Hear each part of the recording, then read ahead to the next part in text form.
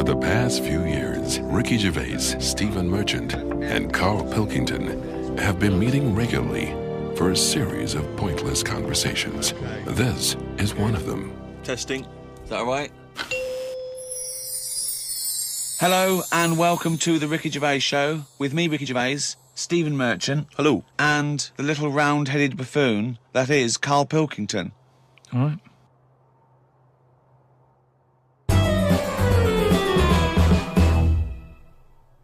Rick, you'll be pleased to know we've already had some responses, and Simon and Mark have already emailed us in this link to something that was on the BBC News website. I don't know if you're familiar with this, but it's a remarkable story. Lion mutilates 42 midgets in Cambodian ring fight. That's just the headline. That's a hell of a headline. That makes me want to know more about the story. Well, that's what a headline should do. Spectators cheered as entire Cambodian midget fighting league squared off against African lion.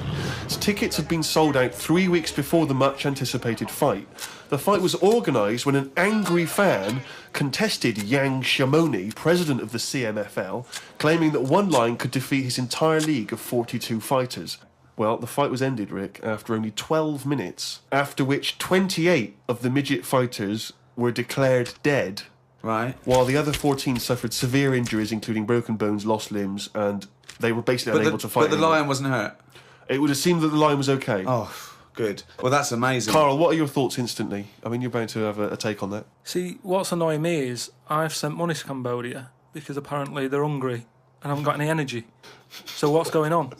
Well, it's much easier to fill up a midget than it is a regular Cambodian. You know, they're I just happy feel on like a Mars I'm bar. being cheated a bit. You were conned before with a charity, weren't you? Well, a few times, yeah. What about the old lady? What was that? I got stopped, and it's like they sort of drag you in by saying, "Have you got a gran?"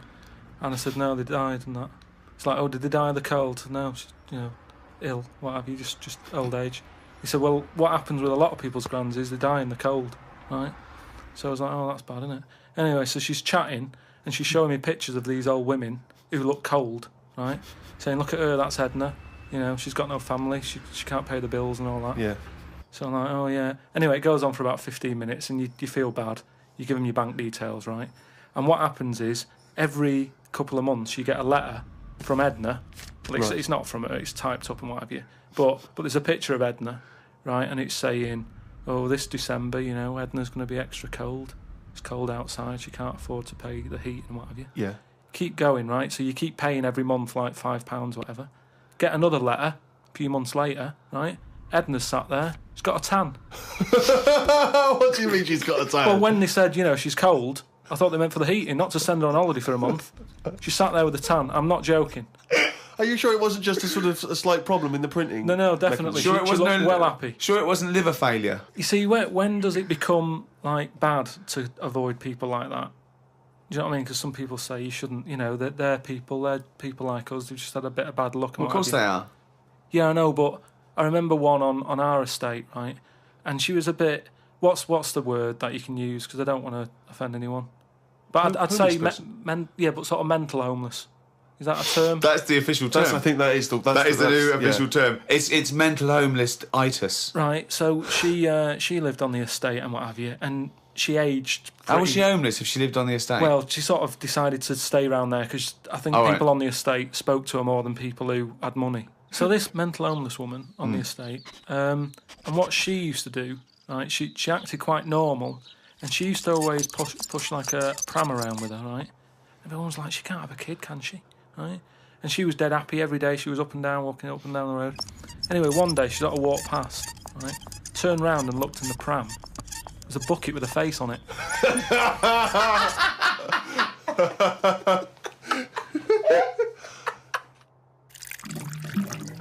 Rick, we've had an email here from a bloke. I think you're going to respect him because I think you can tell straight away from his name that he's the kind of guy you'd want to hang out with. Go on. I know how much you love fun people. Yeah. Well, Paul, and he's calling himself this, Paul the Party Animal Parker. He's emailed in. He's given himself that moniker. Right, I assume they're in sort of like quote marks, They're are they? in speech marks, yeah. Brilliant. Party animal Parker. And he's calling himself that? Yeah. That I can't wait. So when you picture him, what are you thinking? Millhouse. Right, okay. I think he looks like Millhouse from The Simpsons. Yeah. He's working in sort of an IT department, maybe? Yeah, for a possibly. large organisation? Oh, I think he might still be at school. Okay, right, yeah. Yeah, I think. And this is the vital question. Do you believe him to be a party animal? I believe him to be a party animal is as much as a man with a long scarf that his mum knitted him to look like Doctor Who can be a party animal, yes. Do you think that when people are organising parties at his school, they're thinking the first person they got to get on the list and make sure he's guaranteed as You've a got guest to take Paul the is party animal. Parker. Because I bet he's got millions of affectations. I bet he wants to be known as the one that carries around a biscuit tin. Yeah. You know, he's got the scarf. He's the guy who only ever wears bowling shoes. It's his thing. It's his thing. He's a little bit kooky, it's his thing. And it is fairly interesting what he sent in. He's found this on the web. A Serbian man who has invented a sex machine for women. And he's appealing to Western women to test his device. It runs on a 390-volt electric engine, simulates sex, and has a 7.5-inch artificial penis. As soon as I read this, I was thinking... It's just imagining there going, oh, thanks for coming in, yeah, okay. So what's going to happen is there's a penis that's going to pop out from here and it's going to have sex with you. I'm going to stand behind the machine.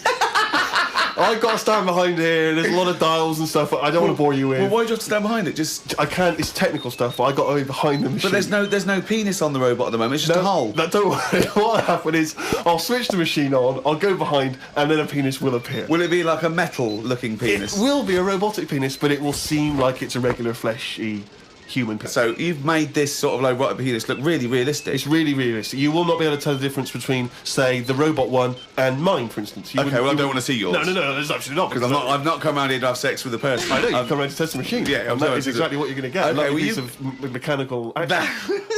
To a lot of people, sex is important, isn't it? You know what I mean? Not to you? Well, it serves a purpose. but what purpose? No. Because you don't want to have kids, so what purpose? Just you know... Something to do in the Something evening. to do, innit? When the telly's broke. But for years, like they've found stuff, haven't they? Machines from like Roman times that similar to that setup. No machines in Roman times. Like that though, the old sort of knob on a stick machine thing. The old Roman knob on a stick. I'm sorry, but I watch Time Team every week, and Tony Robinson has never done that. An old knob on a stick machine. I just think of Julius Caesar sitting down and go, okay, aqueduct, we love that. Thanks for that. Straight roads, good idea. We can see the enemy coming. What have you got there? Well, I'm glad you've asked. Ploncticus. What have you got there? Wanklicus. What I've got here is a Yodi knob. And I've put that on the end of a stick. Oh, sticker's phallus. Okay, well done, Wanklicus. No. Well done. You are my new right-hand man, as they say. No, excellent. But they do stuff like that. You've been in the London Museum and that, and they've got sort of sex stuff from years ago. They've got like these metal pants that they used to wear. I don't know what that is. Metal pants? Yeah, sort of. Is metal. that a chastity belt, you mean? They used to make women wear them so that they could... They had them for blokes as well, though. Metal pants for blokes? Yeah, why? I just think they sort of like sexy metal pants. I don't know what you mean with sexy metal pants. Well, they'll have to look because I haven't got it in front of me. It's just something I remember seeing, some sort of sexy metal pants that they used to wear. But what are you saying, sexy metal pants? Well, that was not British Museum, that was Soho. No, what I mean... That was Old Compton Street, you were looking at the shop window. They always had to be ready for like battle and that, but these were a little bit sexy, but protective at the same time. I love that! So, Lancelot, are you ready to face the Black Knight? Yeah, what do you think of these? Huh? I just want to look good on the battlefield. Will there be women watching, cheering us on? Well, you're not going to fight like that, are you? What about your I'm going to wear nothing except these sexy metal pants. But what about your chest is exposed? No, it's a good chest. I've been working out. Yeah, I know. But what I mean is, you want metal. I've actually been lifting up the round table every week. I just work out, do that about 4 times a day. But that machine, right? Why did it have to be a woman, or could they have got a little gay fella in? I don't know. Let me just check. It doesn't actually specify the small print here. I love that. Why do you want to see a little gay fella be... I don't want to see it. I'm just saying they're sort of more... Carl, why do you want... I don't want to see it. Why do you want to watch a gay man get buggered by a robot? I wasn't the one typing in gay machines on the internet finding stuff out about them. It's not a gay machine. You just made it into a game machine. Yeah, he wanted to pleasure women with this machine. You're saying, can I see a little gay fellow get a robotic cock up his arse? You're the one requesting that, Carl I don't want Pilkington. that. I'm just saying that. You're the one that wants to see gay men with metal stuff up their anus. No, what I'm saying is they're more up for a bit more experimentation than... What are you saying? Why is that the case? Why? Why'd you say that? No, they're just, butt plugs and that. I mean, what I'm saying is... What, you can't just say butt plugs and that. I'm just saying that I reckon they'd be up for it. What do you know about butt plugs? I don't know anything about them. I just remember seeing an advert for some once in a sex shop. What are you doing? No, I wasn't. I was just walking past. I was walking past the sex shop and that. And Your eyes sort of looking. Why were you walking past a sex shop? Just because I was on the way to work and that, and I passed one, and there was a little sort of... One, it was open early, which I never understood. Right, it was about 8 o'clock in the morning. Right, and Who's rushing out for butt plugs that early in the who morning, needs them now? Right, but I must get a bagel and some poppers on the way to work. But I walked past it, and it had like a little post-it note or postcard type thing, and it was like, pop in now, buy an item, chuck in some free butt plugs. And I didn't know what they for. I'd never heard of them before. But all I'm saying is I've since found out what they do with them. What and do if they they do that with them, then give them a go on that.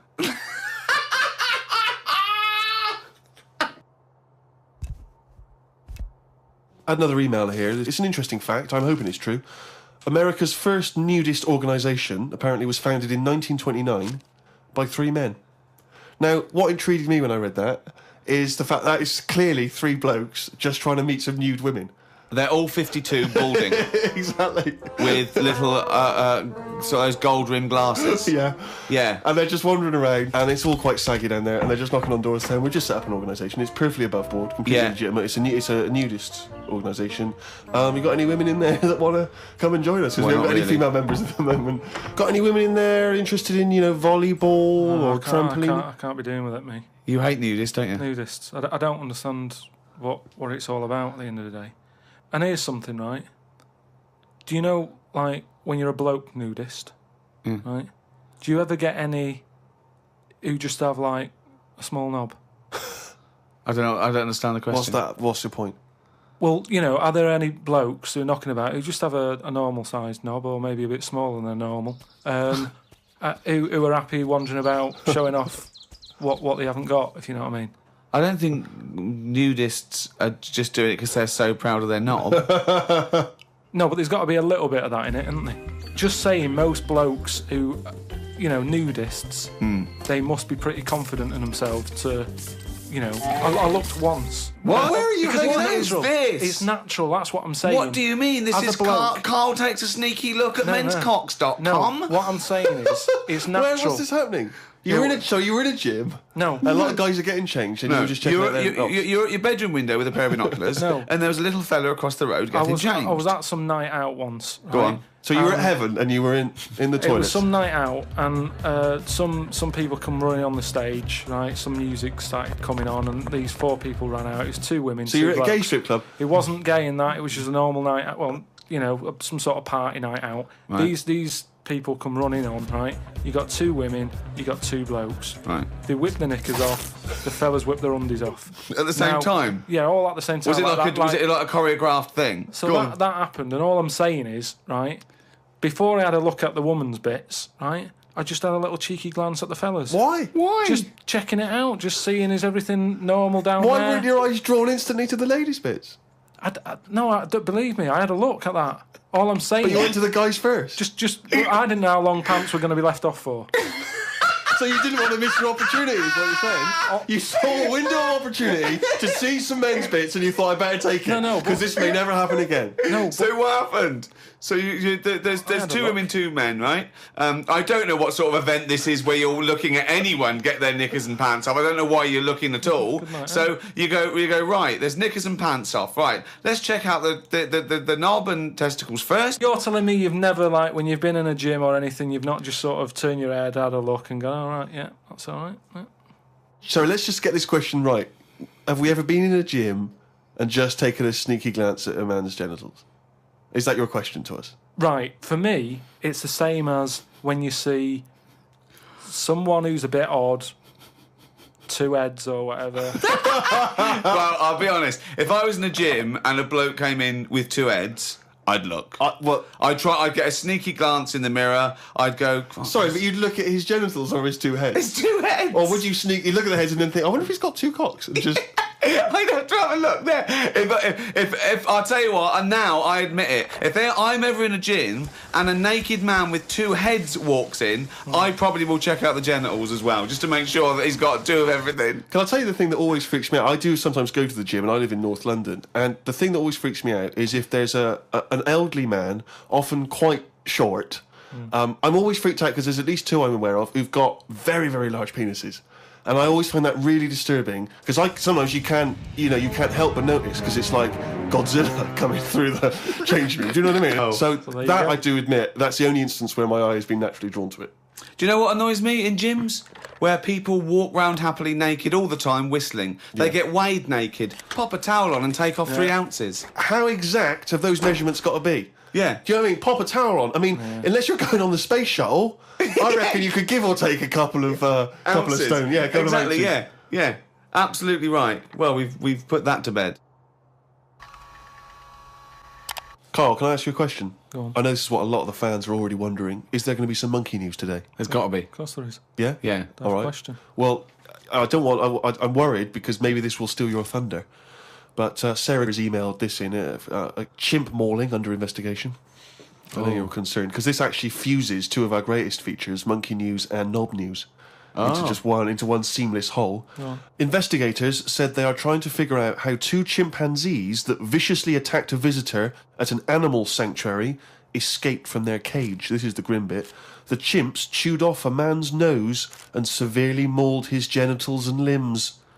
Why did they go for his genitals? Both of them did as well. Eh? Both of them. Did you say 2 chimps? No, you're right. Yeah, it was chimpanzees too. Yeah, I don't know if see, both of them went. They just saw it there dangling away, and they You just go went, for the nose? Yeah. I go for his bollocks. And Now, what accent have they got there? I those don't chimps? know. Were they kind of New York gangster chimps? They're like soprano chimps. What happened to him anyway? Well, unfortunately, they were shot dead by the authorities. You see, that annoys me a bit. I know, well, again... What are you talking about? They're attacking people's gonads. I know, but they were happy in an African jungle a couple of years ago. That's what they do, isn't it? That is what they do. But why aren't they just sort of tranquilised?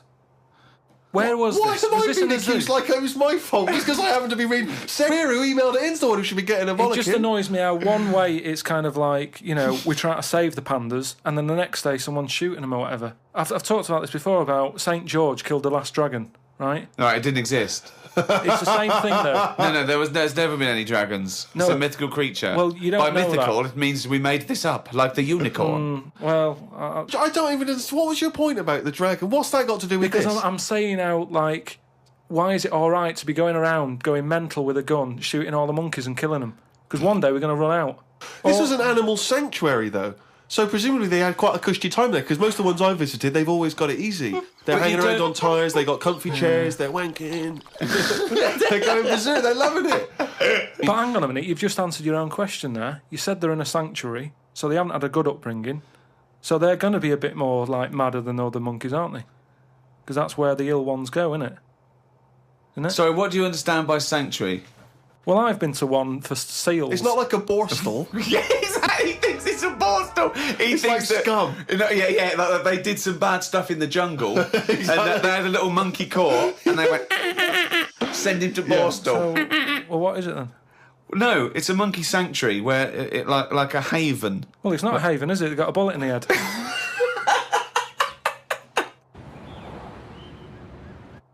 Talking of eating knobs, Carol Thatcher, a daughter of one of our leaders. Sure. Well, you saw it in I'm a Celebrity, Get Me Out of Here. She popped a couple of bollocks in the mouth, chewed them up, swallowed them. Oh. Kangaroo penis there, dried. She couldn't even get... It was so tough, she couldn't even get through it. And then she... eventually she eats it. What was it, like a pepperoni? Yeah. And she... What do you think of that, Carl? What, eating that sort of stuff? Yeah. I watch it. I like those little trial bits, right? Yeah. But what I don't think people realise is, right, it is hard eating a little kangaroo knob. Right? Really? How do you know? No, it's just, you think about it and you go, oh, I couldn't do that, right? But what they never mention on the TV programme, which I think takes it to the next level, right? They're eating that at like 7:30 in the morning. Sure. Right. Which is worse, innit? Yeah.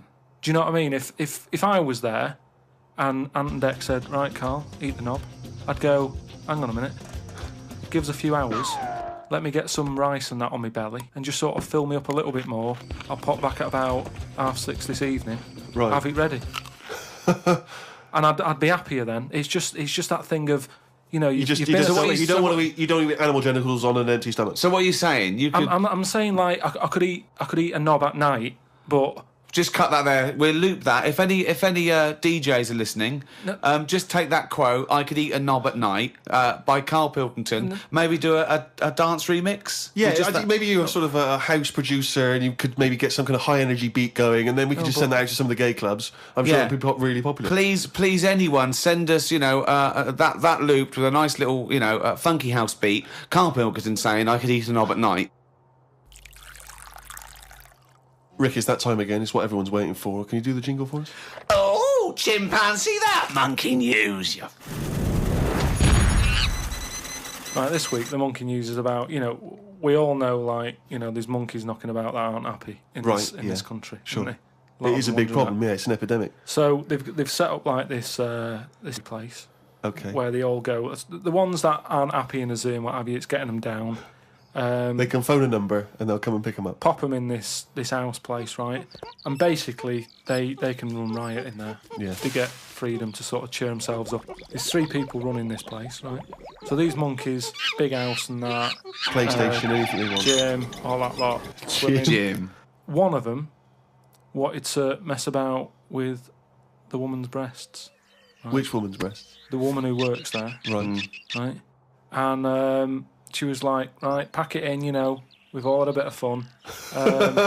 You've been in the gym and everything. She obviously, got a bit excited and that. He was fired up and that, ready for some more action and that.